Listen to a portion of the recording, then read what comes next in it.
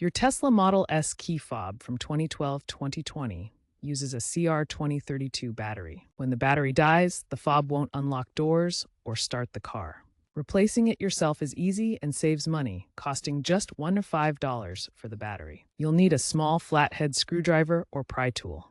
These fobs can suffer from battery drain in cold climates or after prolonged inactivity. Tesla encourages DIY replacement to avoid service center fees. First, gently pry open the fob along the seam, starting at the keyring hole. Avoid excessive force to prevent damaging the case. Remove the old CR2032 battery from the compartment. Insert the new CR2032 battery with the positive plus side facing up.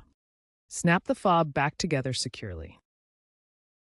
After replacing the battery, you might need to repair the fob with your Tesla via the touchscreen under Controls, then Locks, then Add Key to restore full functionality. Without reprogramming, the fob may unlock doors but fail to start the car.